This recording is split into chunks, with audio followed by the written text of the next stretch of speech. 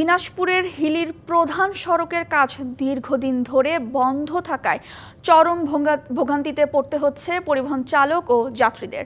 বর্ষার সময় কাদা আর শুকনো মৌসুমে ধুলোবালিতে নাকাল বাসিন্দারা।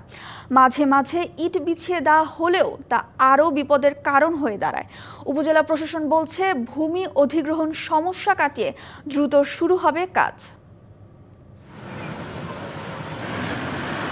এই চিত্র দিনাজপুরের হিলির প্রধান সড়কের। হিলি জয়পুরহাট হয়ে ঢাকা যাওয়ার একমাত্র সড়ক এটি। 0 পয়েন্ট থেকে স্থলবন্দর গেট পর্যন্ত 4 লেনের কাজ শেষ হলেও 4 মাথা থেকে মহিলা কলেজ পর্যন্ত ভূমি অধিগ্রহণের সমস্যায় কাজ বন্ধ রয়েছে। একনল হ্যান্ড ওয়াশ 100% প্যারাবেন ফ্রি, তাই নিরাপদ হাতের জন্য আস্থা রাখুন একনলে। রাস্তার ছোট বড় গর্তের কারণে প্রতিদিন ঘটছে ছোট বড় দুর্ঘটনা। মাঝে মাঝে ইট বিছিয়ে কাদার হাত থেকে কিছুটা রক্ষা পেলেও শুকনো মৌসুমে ভুগতে হয় ধুলোবালিতে। এই ভাঙা রাস্তার জন্য আমাদের পাতির ক্ষতি হচ্ছে, চাক্কার ক্ষতি হচ্ছে, টায়ার বাস্ট হচ্ছে। আর যা কামাই করি এই গাড়ি ঠিক করতে আর শরীর ঠিক করতে আমার সব টাকা শেষ।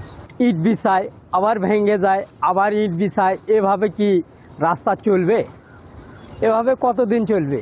ধুলা, এতই ধুলা, মানুষের শ্বাসকষ্টের সমস্যা হয়ে যাচ্ছে। হিলি স্থলবন্দর থেকে সরকার কোটি কোটি টাকা রাজস্ব আয় করলেও প্রধান সড়কটির বিষয়ে কোনো পদক্ষেপ নেওয়া হয়নি বলে ক্ষোভ সচেতন মহলের। 400 থেকে 500 কোটি টাকা আয় করে, কিন্তু আসলে সেই ন্যূনতম যে একটা ফ্যাসিলিটি, সেই ফ্যাসিলিটিটা কিন্তু আমরা এই হিলি স্থলবন্দর থেকে আমরা এখানে পাই না। স্থানীয় প্রশাসন বলছে, ভূমি অধিগ্রহণ শেষ হলে শুরু হবে রাস্তার কাজ।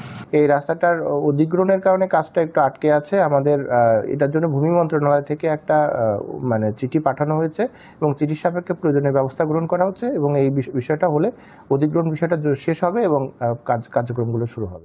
জনভোগান্তি লাঘবে দ্রুত এই রাস্তার কাজ শেষ করার দাবি স্থানীয়দের। DBC news desk.